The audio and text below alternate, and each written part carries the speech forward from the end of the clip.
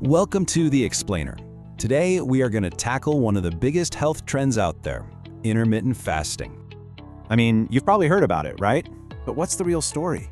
Let's cut through the noise and look at what the science actually says. All right, so here's how we're going to break it all down.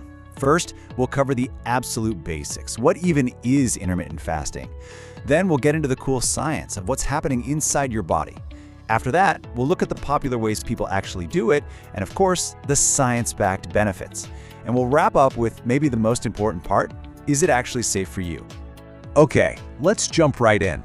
Section 1, what exactly is intermittent fasting, or IF as you'll often hear it called? So here's the thing, this isn't your typical diet. IF doesn't really care about what you're eating. Instead, it's all about when you eat. It's about creating specific windows of time for eating and for fasting. And this is the fundamental shift, right here. Traditional diets are all about what you eat. Good foods, bad foods, counting every calorie. But with IF, the focus completely flips to when you eat. And a funny thing happens when you do that. You often just naturally eat fewer calories without even thinking about it. No forbidden foods, just a schedule. Okay, so that's the what. Now for the how. What's actually going on inside your body when you stop eating for a while? This is where things get really fascinating. Okay, so think of your body like a super smart hybrid car. Right after you eat, it's running on glucose. That's the sugar from your food. Easy, quick energy. But after about 10 to 14 hours of not eating, that fuel tank runs low. And that's when the magic happens. Your body flips a metabolic switch and starts burning its stored fat for energy. This process creates something called ketones, which are an amazing alternative fuel source, especially for your brain.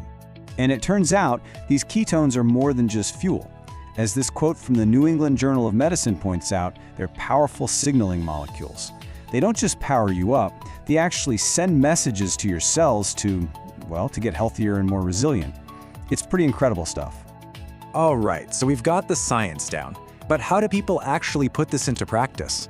Let's get into the nitty-gritty of the most popular ways to fast, because there's definitely more than one way to do it.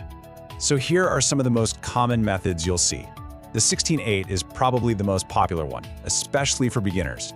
You just fast for 16 hours, and remember, sleeping counts, and eat within an 8-hour window. Then there's the 5-2 diet, where you eat normally 5 days a week and have 2 very low-calorie days. And for the more advanced crowd, there's OMAD, 1 meal a day. The key takeaway here is flexibility. You find what fits your life, not the other way around. This is a question we see all the time. But what can I actually have during my fast? And the answer is pretty simple. Basically, anything with 0 calories. So water is great, of course. Black coffee and plain tea are your best friends. Anything that would trigger an insulin response, like sugar or milk in your coffee, is going to break that fast. So keep it simple. Okay, so now we know what it is and how to do it. But why bother? Let's dive into what the science says about the potential benefits. Let's be honest, this is the big one for a lot of people, weight management. And the research backs it up. By simply shrinking the time you have to eat, you often end up eating less food overall, without having to obsessively count calories. It's a simpler way to create that calorie deficit. But it is so not just about weight loss. This number here is huge. A 57% drop in fasting insulin levels in just 22 days. That's a massive improvement in metabolic health. Remember that metabolic switch? When you're fasting, you're giving your insulin a break, making your body way more sensitive to it. That's crucial for managing blood sugar and just being metabolically healthy in general.